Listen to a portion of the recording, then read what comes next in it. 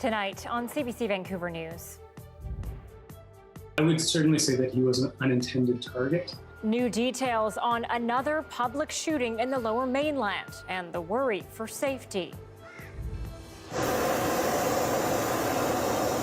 And grounding the Snowbirds, why the Royal Canadian Air Force has ordered a pause on the team. What pushes a 13-year-old girl to East Hastings and Heatley Street? Plus, the family of an Indigenous teen found dead is calling out the province, claiming neglect. This is CBC Vancouver News.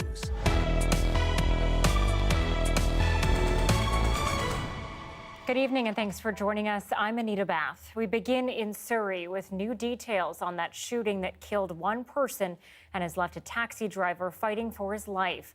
Homicide investigators are hoping someone may have video of the very public attack. Mayor Baines has the latest on the investigation and the identity of the man killed. Homicide investigators say 30-year-old David Chavez Jara was the passenger shot and killed in this taxi van inside the parking lot of a Guildford strip mall Tuesday afternoon. iHit says Chavez Jara was recently convicted of drug trafficking. The driver of the taxi was rushed to hospital with serious injuries, but is expected to survive. The shooting has people worried they may get caught up in similar violence. I was in the back just working. And we heard loud bangs coming from outside. Casey Workup was working at her family's restaurant meters away from the gunfire. It was a bit scary, It's we were just right there. We didn't know what happened. They could have done it here in front of the restaurant. Something could have happened, Homicide investigators say the shooting was targeted. So there was one passenger in the vehicle. The taxi was approached by an assailant. That person then fled the scene. Pirati calls the injured driver an unintended target. Newton Wally Highway Taxi said in a statement, according to a recent update from the hospital, driver is still in serious condition, but not in any risk of death. The company adds he is in stable condition. This shooting is the latest in a string of deadly attacks across the Lower Mainland. The BC Taxi Association says the gunfire is very concerning.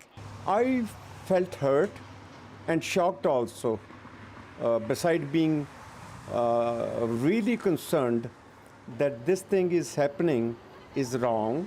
It should never happen. There is no end to it. Police say they'll be checking the taxi's cameras as well as surveillance footage from nearby businesses. They're also asking for any dash cam footage. Investigators say witnesses told them they saw a gray pickup truck driving away from the area erratically and are asking the public for more information. Mira Baines, CBC News, Vancouver. Anxiety remains high on Vancouver's downtown east side after a brawl erupted between community members and police. The violence came as city staff started the process of removing tents and other structures along East Hastings. But as Leanne Young reports, residents are still vowing to stay put, at least until governments offer a clear plan. All of Francesca's worldly possessions are here on this sidewalk. 24 hours ago, she dragged it all out because the city said she had to leave. But now she's put it all back. Like many others here, she simply has nowhere else to go. What does a city and a province expect if they don't build the housing that people need at welfare rates, safe, accessible housing? Where do you think people will go, right? They end up on the street. Activists like Tao are asking why there was no clear housing plan for those displaced. When previous encampments were dismantled, like at Oppenheimer Park 2 years ago, emergency housing was secured by the province. Randy Crossan was living there until he was forced to leave. Monday they gave us eviction notice. Wednesday I was in a brand new one-bedroom apartment. This is now the place the 63-year-old calls home, supportive housing in False Creek. It's nice. I got my own, it's everything. I got fridge, stove, shower. I don't need to even leave my apartment for anything. He did leave yesterday, visiting pals on the downtown east side, knowing the tent removals were going to happen. He says he was walking by before this confrontation erupted with police. I've been homeless myself. I've had the sweeps. I've been a victim of the police brutality in this city. And yesterday was enough. Crossan wants people to be left alone unless the city has housing to offer them, something a judge might agree with. according to lawyers who successfully represented encampment residents at Crab Park and in Prince George. The ability to shelter outside has been recognized by the courts as being protected by the charter. Even though the city was carrying out a fire order, Kirby says there could be a legal challenge, considering BC Housing has said it doesn't have enough spaces for everyone on short notice. Leanne Young, CBC News, Vancouver. The family of a young Indigenous girl found dead is speaking out tonight. They're claiming the teen was neglected by the province before and after her death. Noelle Osoup was in the care of the Ministry of Children and Families when she disappeared. Michelle Gassoub has more on the concerns and a warning that this story discusses violence against Indigenous girls, and some of the details are disturbing. The family of Noelle Osoup still has few answers about what happened to her. Only 14 when she died, the teen had been in the care of the Ministry of Children and Family Development since she was a child. Her mother lost custody of her as a result of an ongoing struggle with addiction. But her uncle, Cody Munch, had been traveling regularly to Vancouver and was hoping she could soon move into his family home in northern BC. In time, I kept trying to call, trying to make the effort, just to show that girl, like, hey, you're not alone. I care. Osoup ran away from her Port Coquitlam home in May 2021. A year later, her body was found in this apartment on East Hastings and Heatley Avenue, alongside the body of an unidentified woman. The body of a man in his 40s was found in that same apartment in February, but it was only 3 months later that Osoup and the other woman were located. A Vancouver police officer now under investigation for neglect of duty after failing to find the bodies. Who went looking? How many times did you guys go look?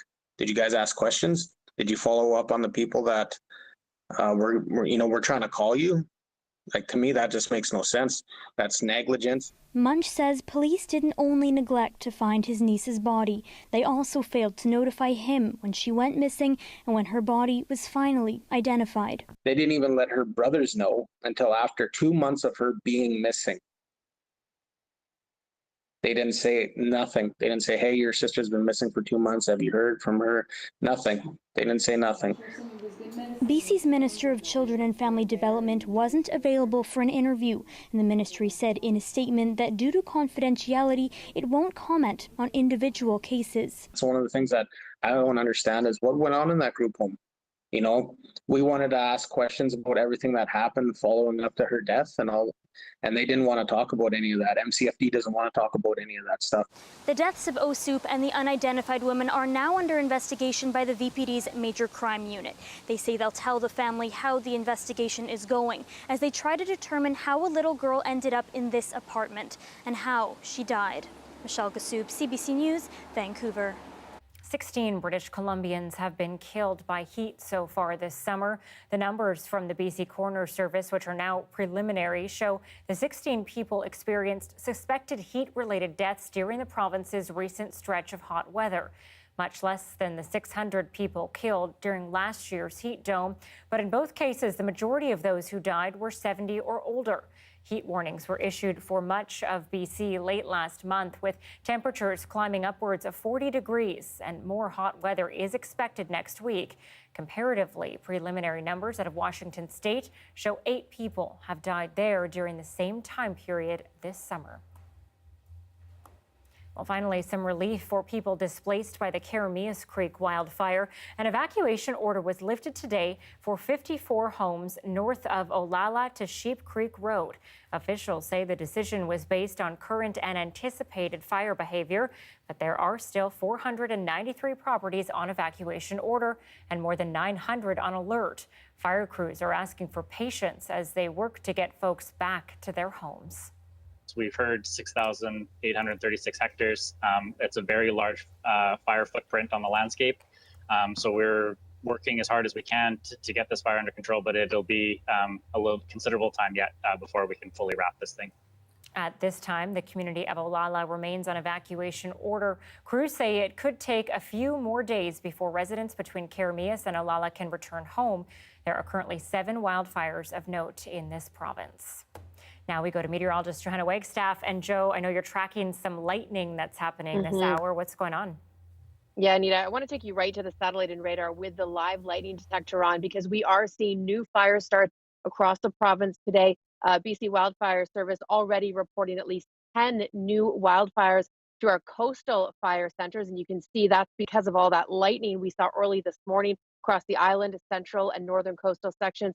But this is what I'm tracking right now, a cluster of thunderstorms very near the Karamias Creek fire moving from Princeton northward. So we would have seen some downpours, but also erratic winds and lightning strike, and that risk for instability and storms we're not in the clear from that yet. But I continue to learn more about fire forecasting every year. Take a listen to BC Wildfire Predictive Services on what we should watch for after these lightning strikes. Well, holdover ignition, a good example would be where we have a lightning strike that is associated with a thunder shower, and maybe some of the rain that's associated doesn't allow that fire to grow and be detected right away. So we'll typically see that fire pop up 1, 2, maybe even 3 days later. And so if you do see a smoke, it could be a holdover ignition, and we'd appreciate your quick reporting of those fires. So Anita, over 1,300 wildfire personnel were on standby today for this exact scenario that we're seeing play out, but asking for the public's help to spot those new fire starts, and it may take some days before we see everything. All right, thanks, Joe, and we will talk to you again later in the show. Sounds good. Well, the Department of National Defense has grounded the Canadian Force's Snowbirds. Military officials say they're taking action after an airport emergency with one of the planes earlier this month in northern BC. As Betsy Trumpner reports, it's not clear how long the investigation could take. 8 days after a Snowbird plane ran into trouble in Fort St. John, military officials say they're grounding the entire fleet. A defense source familiar with the accident told CBC the jet appeared to stall on takeoff from the northern airport, made an emergency landing, and skidded off the runway. The pilot wasn't injured, but the plane was damaged. The cause is still under investigation. Military officials say they need to determine if what happened poses any risk to future flights. They say the Snowbirds won't fly again until the planes are deemed airworthy and safe. The CT-114 Tudor planes are only flown by the Snowbirds, but they were the Air Force's main training aircraft until 20 years ago. Betsy Trumpner, CBC News, Prince George. A Burns Lake woman is claiming Mounties used excessive force that left her with a broken leg. Lindsay Tom admits she resisted RCMP officers when they tried to remove her from her boyfriend's home last Thursday, but argues it went too far. The 38-year-old says a female Mountie allegedly kicked her and claims no one at the detachment took her cries for help seriously. The RCMP says it used physical control on a woman who was resisting arrest to get into a police car and then at the detachment before she was taken to hospital with a serious but non-life-threatening injury. BC's police watchdog is now involved. Tom's uncle says their family has contacted a lawyer and hopes to speak with the Burns Lake Detachment commander. Meanwhile, a Vernon doctor is being remembered after he drowned in Kamloops at the end of last month.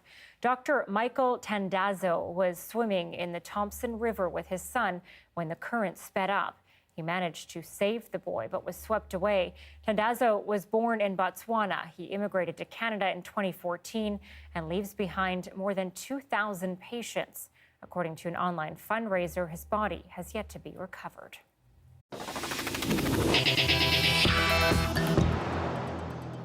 Well, Metro Vancouver plans to spend $40 million for a new park that would bring overnight camping to Bowen Island. The idea is to buy almost a square kilometer of land around Cape Roger Curtis, which is located at the island's southwest tip. Justin McElroy has the details. Right now, you can't legally camp on Bowen Island, but that could soon change. The Metro Vancouver regional government announcing they have an agreement to purchase 97 hectares of land on Bowen Island and turn it into a new park. Metro Vancouver Chair Sav Dhaliwal says a lot of the money came from a new tax created in 2019 that charges the average property $4 a year to help expand the park system. The land is privately owned, and there have been several controversies over its potential development. Metro Van Parks Committee Chair John McEwen says it'll be good news for Bowen Islanders and non-Islanders alike, but did admit it could cause some issues. As a result, Metro Van is hoping to work with TransLink to have a bus that could take people from the terminal to that new campground. Justin McElroy, CBC News, Vancouver. Well, David Eby has a new challenger coming up. Meet the contender who has entered the race to lead the BC NDP. Stay with us.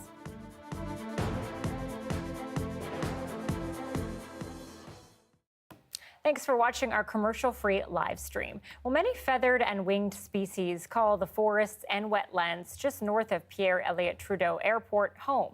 And according to one nature conservation group, the fields are also a space where the endangered monarch butterfly is finding new life. John Ngala has the story. Few green spaces in the city compared to this field northwest of Trudeau Airport.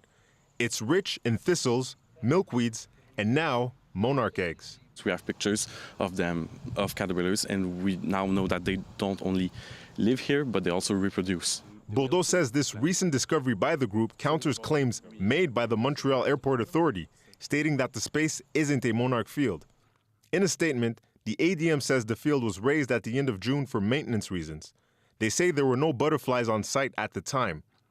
Bourdeau says this practice hurts reproduction of the ecosystem, affecting a butterfly already going extinct. Caterpillars feeds on milkweed, and if the milkweed didn't grow enough, there's no flowers, and maybe the caterpillar will not eat the flowers and will not become a monarch. Expect a muddy, rock and branch-riddled path heading into the field. It's the first time in 10 years that it was raised. Among the flurry of biodiversity in the field, activists say the monarch butterfly is the one the city has embraced. A species that Montreal has taken to heart. And, it declares itself a monarch-friendly city.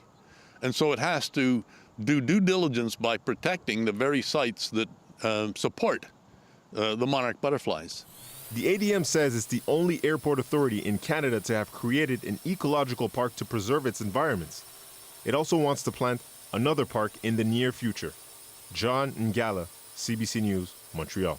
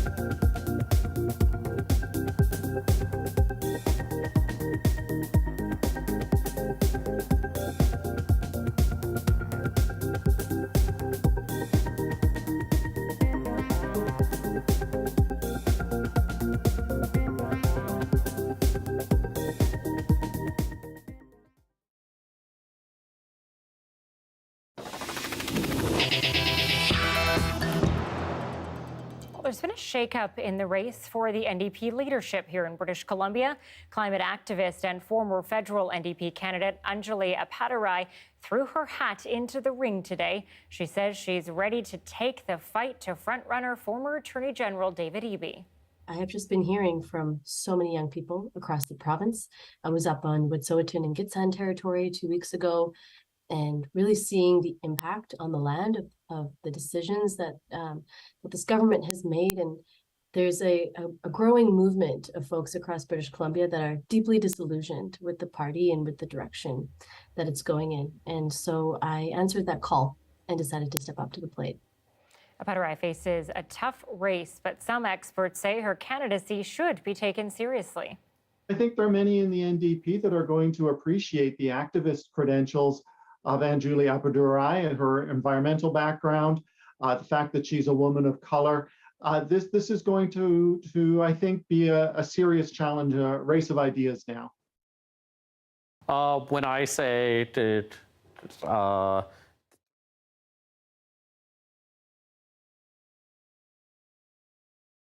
We're just having a bit of a technical issue there. We will try to get back to Justin McElroy later in the show as he gives us a bit of analysis on Patarai's run for leadership with the BC NDP. All right, moving on now. The Vancouver officials working to clear the tent-filled sidewalks of downtown Eastside has been happening for days, but cities across Canada are facing a similar struggle as well. As Alison Northcott explains, homeless encampments can be found from coast to coast as communities struggle to secure housing for some of our country's most vulnerable. Steve Wadden and his dog Nova have been living in a tent in this Charlottetown parking lot. This seems right for me right now. Some of it can be okay, but it's very rough. It's hard out there nowadays. I guess the population has risen and there's not enough housing. Across Canada, city officials are trying to figure out how to deal with homeless encampments. Halifax recently ordered people living in a West End park to leave and said police could be called in. The city states that they do have designated parks, but those designated parks are unsafe, and the people weren't consulted on the sites, so they don't feel safe there, so they don't want to go there. Last summer, Toronto police clashed with protesters when officers moved to clear a large encampment in a popular West End park. Montreal has cleared some camps too and is looking to hire a liaison officer to help dismantle others that pop up. It says encampments are not a safe or sustainable solution to homelessness. Yeah, there's more. But advocates say simply shutting them down doesn't help. We agree with the city that the encampments are not a long-term solution to the housing crisis, or we encourage them actually to lead an effort and to provide affordable housing solutions to the people in the camps. Leilani Farha visited people in homeless encampments as the former UN Special Rapporteur on the right to adequate housing. They are human rights holders and they're making a claim. They're saying, hey, I have the right to adequate housing and there is no other place for me to find that right, to live that right. And so I'm going to roll out my sleeping bag or pitch my tent here because I have no other options. She says the main goal should be affordable and secure housing for everyone, with all levels of government working towards that, along with those living in tents now. Alison Northcott, CBC News, Montreal. Regional hockey federations are feeling the ripple effect of the Hockey Canada fallout amid growing concerns that one of Canada's favorite pastimes has prompted a culture of sexual abuse and silence for victims. Karen Pauls tells us more about what many are calling a time of reckoning across the sport. Good morning, Marcy. Hi. In a CBC radio interview, the head of Hockey Manitoba defended Hockey Canada. They've put together a very strong action plan. They have the right people that are leading this organization that have a great deal of experience. I'm certainly comfortable with the direction that they're going in right now. Earlier this year, news broke of an alleged group sexual assault involving 8 hockey players 4 years ago, including members of Canada's 2018 Men's World Junior team. What are your thoughts? In the interview, Wood said the woman failed to cooperate with the investigation, even though Hockey Canada recently acknowledged that she spoke to police immediately after the alleged assault. Wood's comments exploded on social media, some calling out a toxic culture, others demanding resignations. I mean, come on, read the room. Greg Gilhooly was abused by Graham James when he played junior hockey in Winnipeg. I think that the leadership within hockey has to understand that this issue isn't going away and that simply saying we've got it covered isn't going to fly. Last week, Hockey Quebec sent a letter on behalf of 13 regional hockey federations threatening to withhold fees from Hockey Canada unless it met certain conditions. Since then, the Hockey Canada board chair stepped down, replaced by board member Andrea Skinner. A former Supreme Court judge was also appointed to do a review. Saskatchewan Hockey is now backing away from those threats, saying, "We support the action being taken." Abhorrent. This advocate sees it as a time of reckoning. I'm hoping over the long run, we're going to see more people being held accountable for the harm that they've caused. But this expert isn't convinced. Hockey Canada has been at the source of this problem for decades. The only reason they're cleaning it up now is because finally it came out in a time where people are not prepared to look the other ways. Many players are already thinking about the next season, and parents are starting to pay hockey registration fees. To be seen whether this scandal puts anyone off the sport. Karen Pauls, CBC News, Winnipeg. The largest private sector union in Canada has a new president. Lana Payne has become the first woman to hold the top job at Unifor. You have my commitment to lead with all of you, side by side, arm in arm. Payne was the National Secretary-Treasurer for the union. She was also the Atlantic Regional Director at Unifor and the President of the Newfoundland and Labrador Federation of Labor. Payne replaces Jerry Diaz. He stepped down in March and was later charged with violating Unifor's Code of Ethics for taking kickbacks. He had been president since 2013. Now, Unifor has more than 315,000 members. It represents workers in a wide range of industries, including manufacturing, aviation, energy, and telecom. Well, a popular online streaming personality is sharing her harrowing story after she was arrested at gunpoint in her London, Ontario home last week. Clara Sorrenti, who is transgender, says she was the victim of a so-called swatting crime. As the CBC's Thomas Dagla explains, the dangerous and even deadly trend has deep ties to the video game community. Clara Sorrenti and her mom emerged from London, Ontario Police Headquarters with belongings officers seized after what Sorrenti considers a hate crime and a police response the force is now reviewing.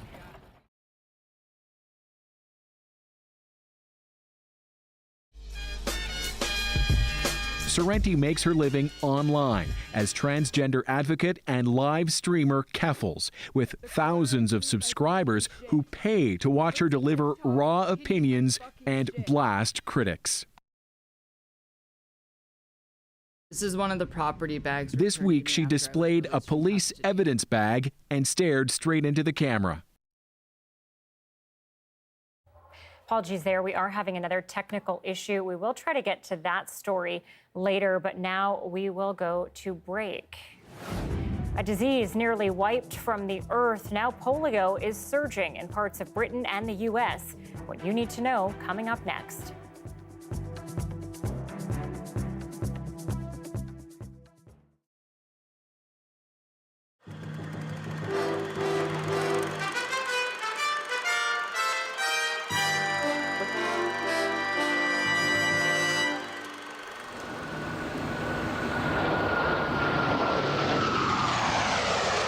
There's a good reason why this group is called the Blue Angels.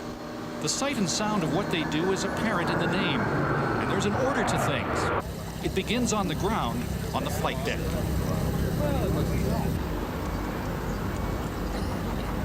The pilots march to their aircraft.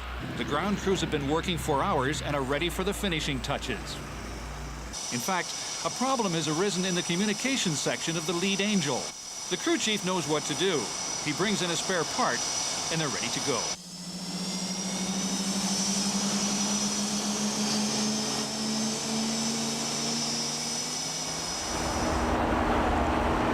In seconds, the Angels are airborne.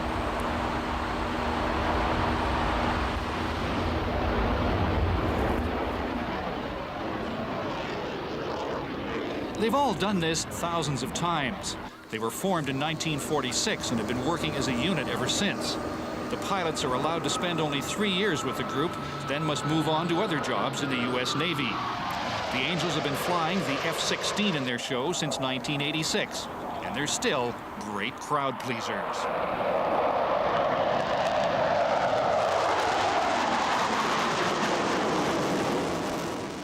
When the show is over, they finish it much in the way they started.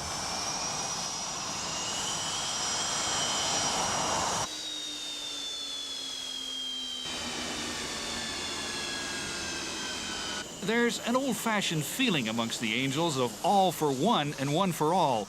It shows in their performance and their feelings about fellow American servicemen who are now in Saudi Arabia helping oppose Iraq. We're very much ready, you know, at a flick of a pen to do anything that the president calls us to do. And, you know, the readiness level never changes as far as the armed forces are concerned. Would you like to go? I enjoy this job right now, but whatever the Navy would like to deems appropriate to send to me, I'll go over there then. But right now, there's more than enough talent over there to take care of the problem. You betcha. Our thoughts are with those guys and wish them the best. The Blue Angels will do it all again tomorrow on the final day of the Abbotsford Air Show. Bob Gillingham, CBC News.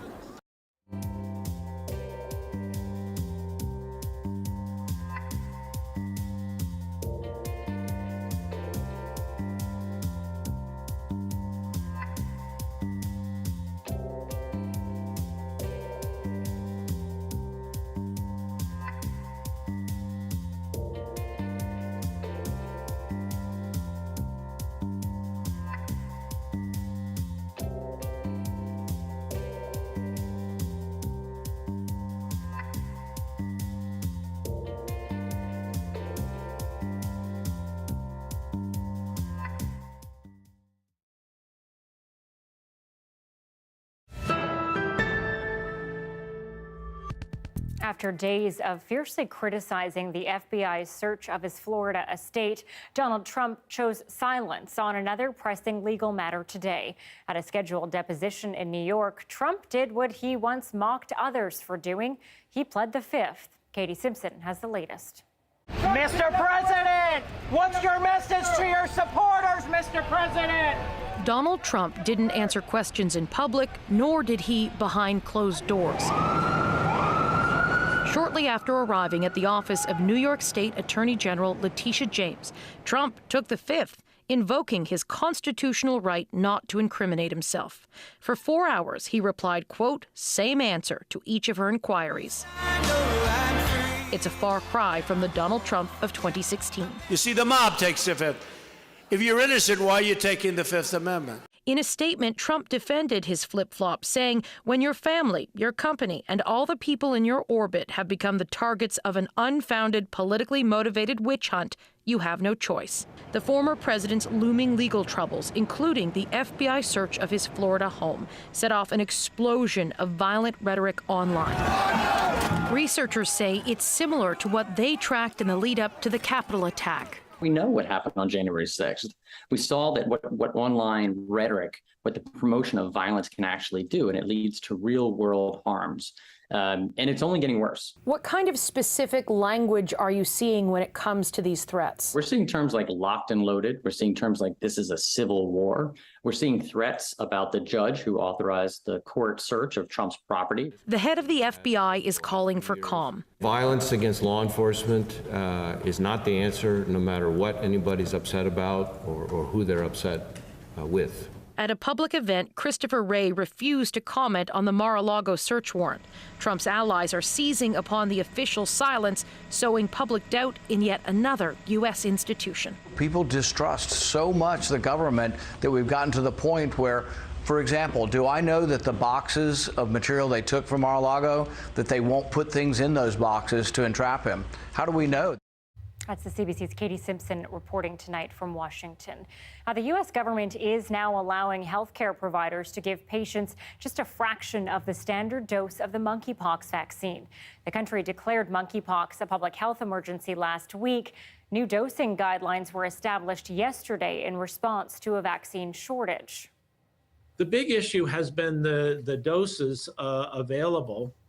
The U.S. government is currently distributing about 1.1 million doses, but some experts estimate that we need at least 3.5 million doses, and that need may expand as transmission increases. There are roughly 9,000 monkeypox cases in the U.S., about 1,000 cases reported in Canada so far, most of them in Ontario and Quebec. Canadian health officials expect the case count to rise. The federal government says 85,000 vaccine doses have been distributed so far. Now, the disease is being reported primarily among men who have sex with other men. Researchers are now working to identify how the current outbreak started.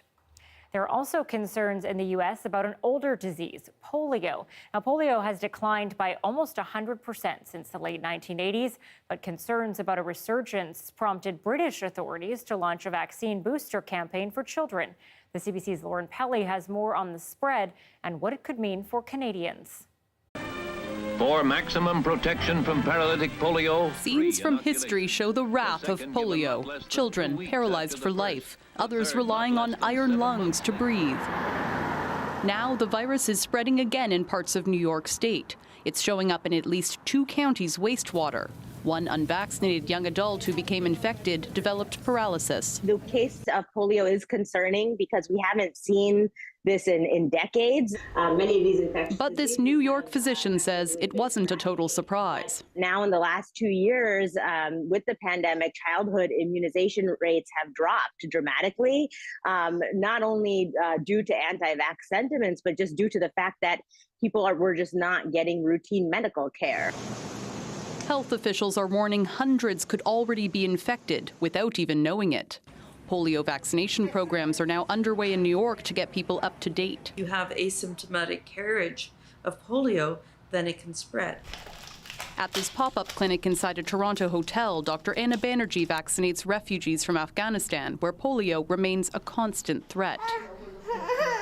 Global travel means this virus can find its way to anyone who's not yet immunized. In some Canadian provinces, it's estimated more than 10% of toddlers don't have their 3 rounds of polio shots. If you start not vaccinating the kids from the primary series, like the measles, mumps, rubella, diphtheria, tetanus, pertussis, polio, etc., then you risk those diseases coming back. This was after I came back from the Para Games.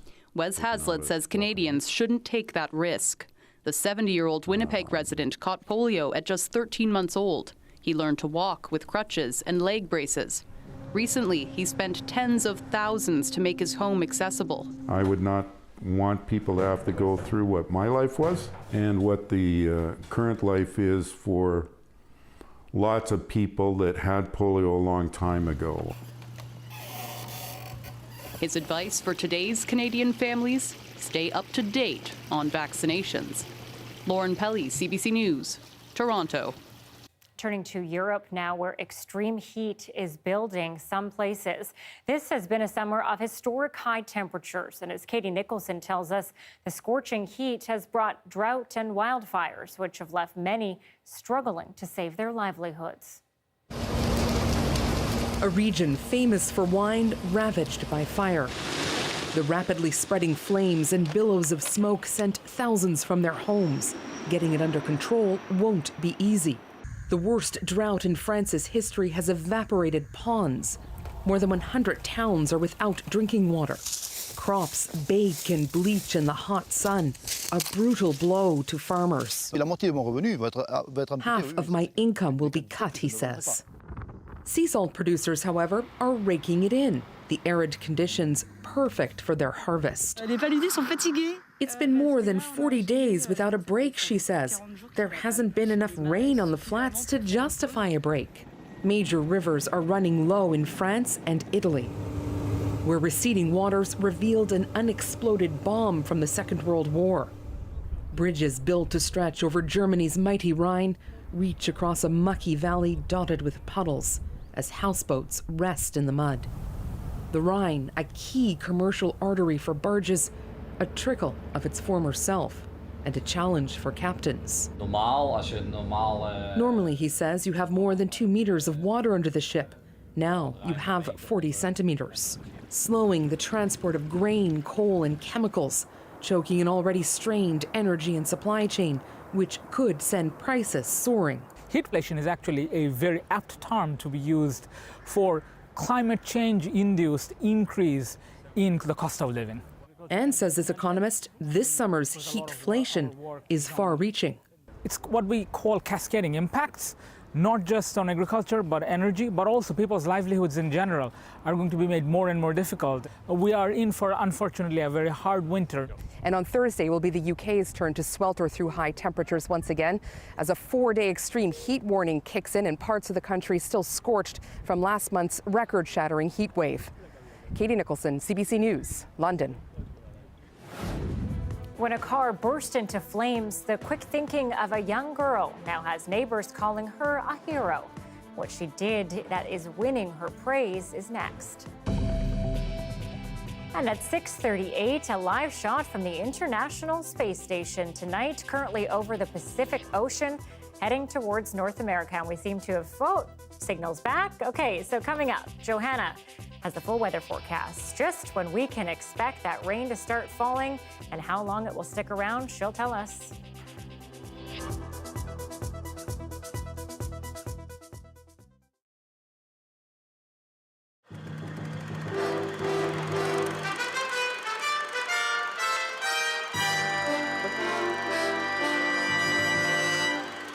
The game of Dungeons & Dragons has been around since the early 70s, is played by an estimated 5 million people.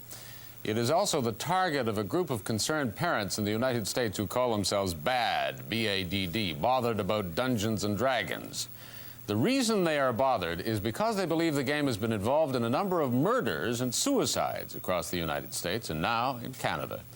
At the trial of a 14-year-old boy who admitted to strangling a young Orangeville, Ontario girl and her brother, it was revealed the accused had been playing the game for 18 months, had in fact been a dungeon master of his own group for 5 months. Dungeon Master and Dwarven Sword Master, hobgoblins, dwarves, elves, and halflings are some of the characters and terms used in this very complicated and controversial game. We'll talk about the controversy in a moment, but first this report by Carol Jerome, who went to one of the games of a Toronto Dungeons & Dragons club. It's a fantasy role-playing game, and it's a refined version of the pretend games we all play as kids. The books tell how to play, describing all the kinds of characters the player can be, and the monsters that will be met on each imaginary adventure. Some players, like these boys, like to make up their own fantasy voyages. There's no board or pieces. It's all in the imagination. And you find 6 skeletons on the ground. What do you do? Daniel Green is the dungeon master who guides the play. Can I do something? Yeah, hold it. I have a ring of 2 wishes. I'm going to wish that the door opens. In this game, for example, Oli plays the role of a cavalier named Fallinger Bandrask. Mike is a fighter, and Erwin is a paladin. Okay, we're going to go the other way. You're going to go the other way? Okay, let's try the other corner. Well, okay. The dungeon master takes them through a strange castle this time, and they must respond to each situation he describes according to their characters, all of whom have prescribed qualities of strength and wisdom, certain powers and magic. When they encounter dragons and other evils, the battle is decided by an intricate scoring system and by these special dice. Okay. It is not only the violence in the fantasies, but the quasi-religious character of the game, with mystic figures who use holy water and magic spells, all woven in arcane language like a secret society, that gives this game a special quality that captivates players and worries some others. But the boys say it's just a game for them, an exciting voyage of imagination. 5. Not quite. What's your strength? The manufacturer makes some interesting notes on this. It warns the players not to get themselves confused with their character roles. And it says that the point of this game is not winning and it's not killing. It's having the adventure. Each player wins by having fun, says the manual. So if you can have a good time, you win. You can have fun even if your character gets killed. And if that happens, don't worry. You can always make up another one. For Midday, I'm Carol Jerome in Toronto.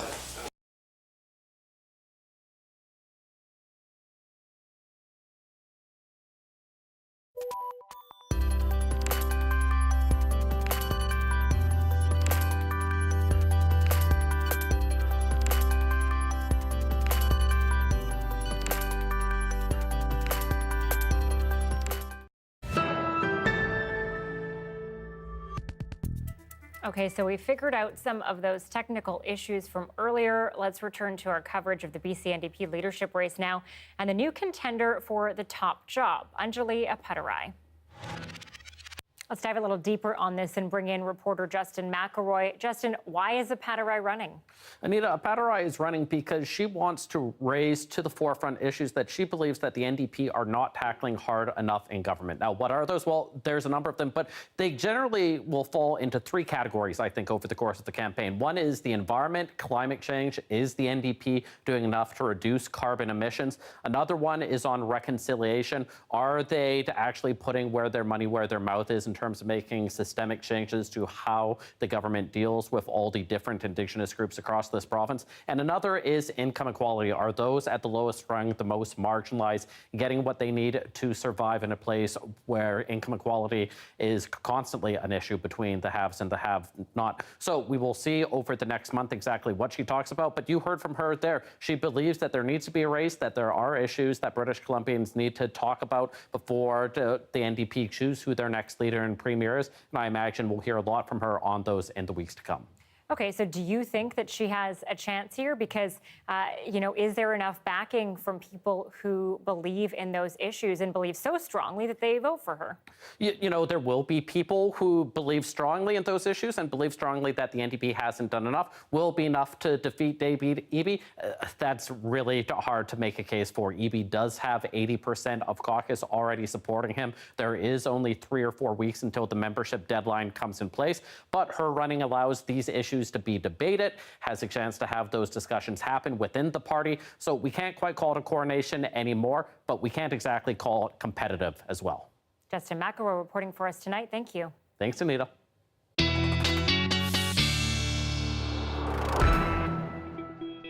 Time now to check in again with meteorologist Johanna Wagstaffe, who has a furry friend in the background there, excited about the weather forecast. Yes, Anita, this time it's not mine. We've got a neighborhood dogs all out just enjoying the fresh air. I think a rare cool down, cloud cover and showers, I think getting everyone a bit excited this evening. It's a short-lived event though. I want to show you what I am tracking just around the corner. Take a look at the long-range heat forecast. The next couple of days will be a little cooler, still above our seasonal for this time of the year, which for YVR is around 22, 23. You can see we drop a little bit for Saturday and Sunday. Monday, Tuesday, Wednesday, this is what builds back in. A true high pressure ridge, a little bit of a heat dome. I imagine we will see heat warnings issued for much of southern BC. I think this one will be probably similar at this point, and it is far out, similar to the one we've had last week. I know we're talking a lot about the BC Coroner's report today, the 16 heat-related deaths connected to last week's heat wave. So we'll be watching this closely. And again, I do think we'll see heat warnings issued ahead of this next round of heat. Taking you through the forecast, some instability through tomorrow morning and tomorrow afternoon. Chance of showers Friday afternoon. So those low pressure systems do leave a couple of unstable days across the interior. For Vancouver, I think we've just got tomorrow morning to watch for the drizzle and cloud cover, and then clearing skies. A quick look at that fire danger rating, though, across the whole country. And you can see how red most of BC is. This is the national outlook, so not quite as fine-tuned, but that red spilling into southern Alberta and southern Saskatchewan with those hot, dry conditions that have been in place for weeks now. Okay, 32 in through Kelowna, you do have another risk of a thunderstorm in through the Okanagan. We are still tracking that cluster of storms sliding north of Princeton right now. Cranbrook 34, you might get a stray thunderstorm tomorrow afternoon in the Kootenays, but really tonight and this evening is where it's at. 28 up towards Williams Lake, Prince George. I think towards the Peace, you're out of the risk of showers tomorrow. 18 in through Prince Rupert and a 20 for Port Hardy. Okay, breaking down our long-range forecast for Vancouver. So again, a few showers tomorrow, clearing in the afternoon. Temperatures down a little bit for the weekend. I didn't put it in. I'm going to have to see what tomorrow's models hold, but there is a slight risk of a stray shower, maybe early Saturday morning. If we do get it, it will be very quick and isolated, and then clearing back out. And then we start to get into that heat Monday, Tuesday, Wednesday. And keep in mind, these are coastal temperatures for YVR. Once we hit the 24 mark at YVR, that's usually a 30 inland. So Anita, we'll have to gear up for I think this is the third heat wave so far this summer, and I'll keep you posted.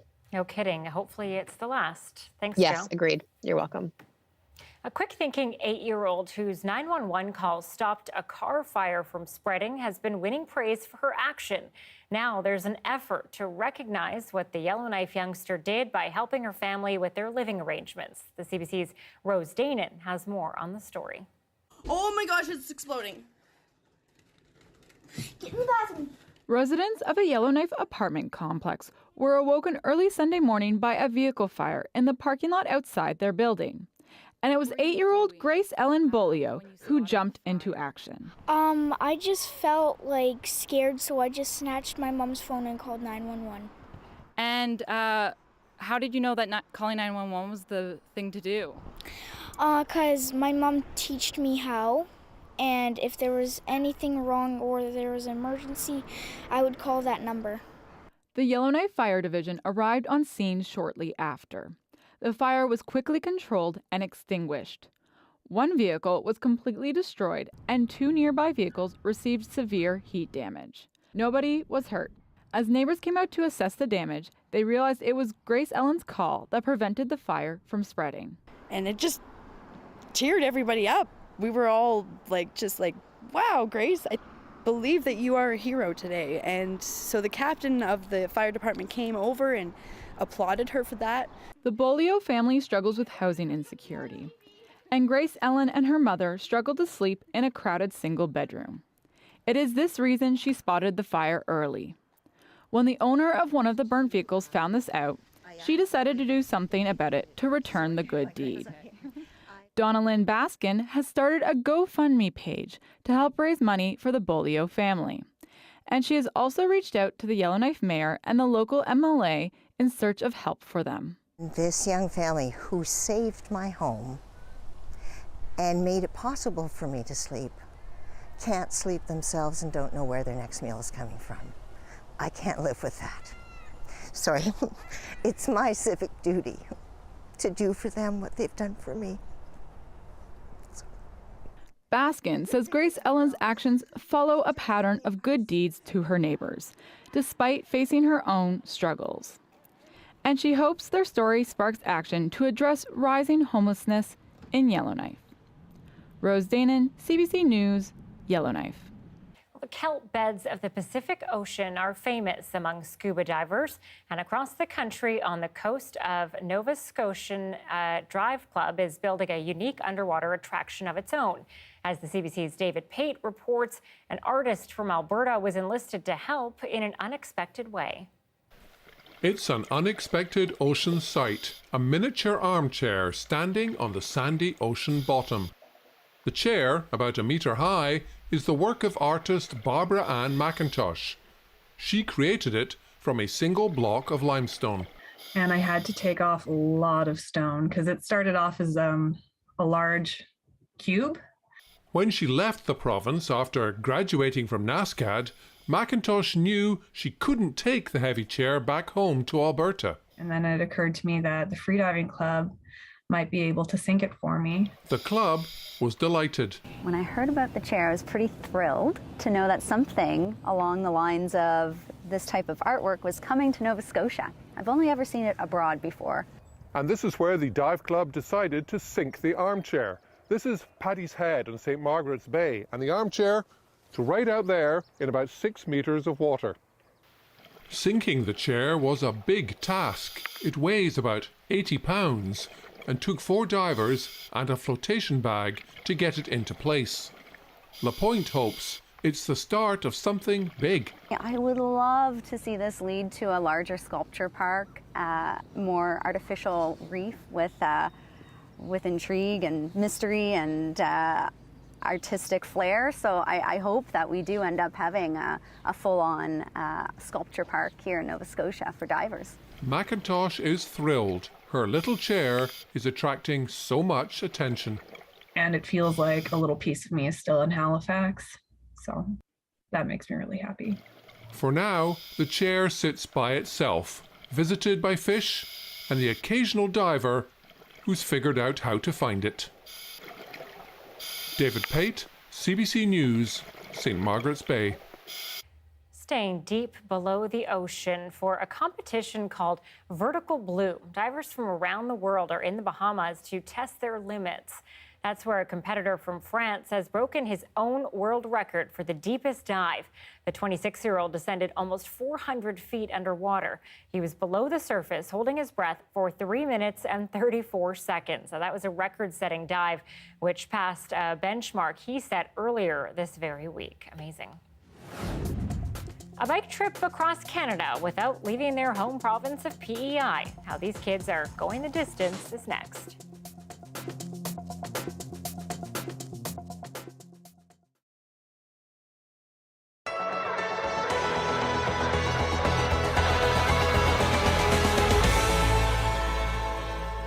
If you go out into the woods today, you may find a surprise. So it's through here somewhere? Yeah, right under these little grove of trees here. On this little rise. Yeah, this is where I dug it up in March. Today, the site is lost in the forest, but 200 years ago... This probably would have been a field right to here. I'm typically finding, you don't see like a lot of rocks in the surface, and that suggests that they probably threw them in the river when they cleared the field. Mary Crane and Henry Charlton lived here and farmed this land.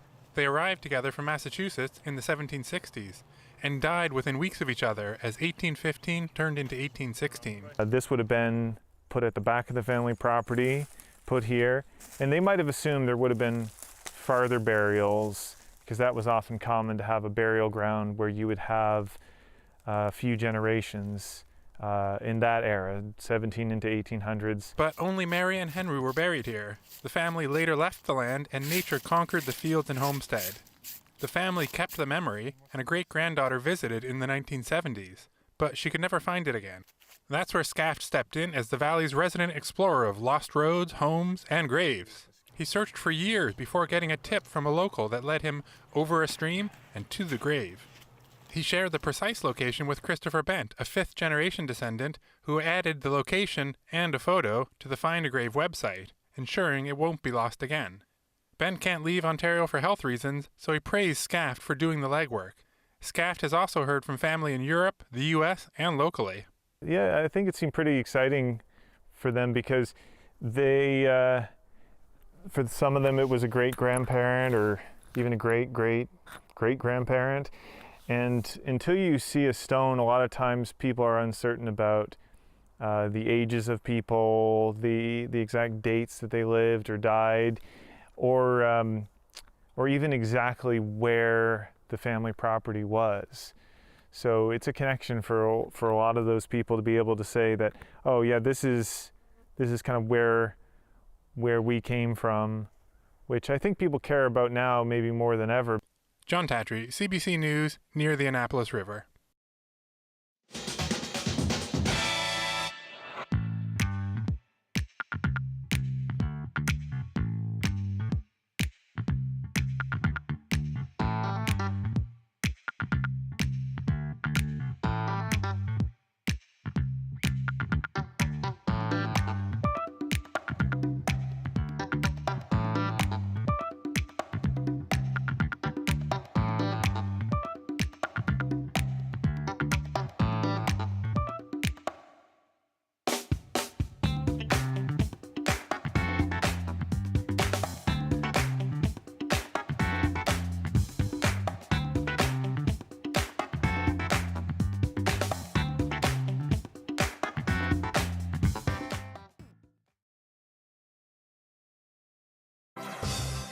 Hi, I'm Amy Bell. Here's what's in your CBC Vancouver inbox. Stream your favorite CBC dramas or comedies 24/7 on demand on the CBC Gem app. Plus, you can live stream CBC Vancouver News. Check it out at gem.cbc.ca. And never miss a special programming series or contest. Subscribe to CBC Vancouver's e-newsletter at cbc.ca/Vancouver inbox and keep connected with us.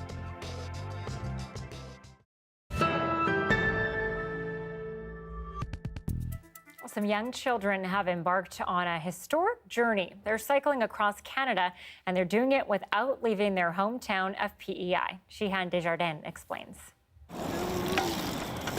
This might look like a typical island bike ride, but these kids have some big plans. We're trying to bike across Canada. I never biked across Canada before. Their journey started this summer. The kids are all between the ages of 6 and 10 and go to Dreams Unlimited Child Care Center. They're cycling hard every day, trying to make that goal reality.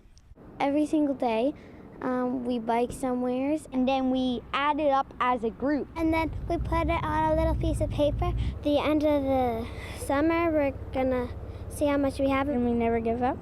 So far, they've biked a combined 4,426 kilometers!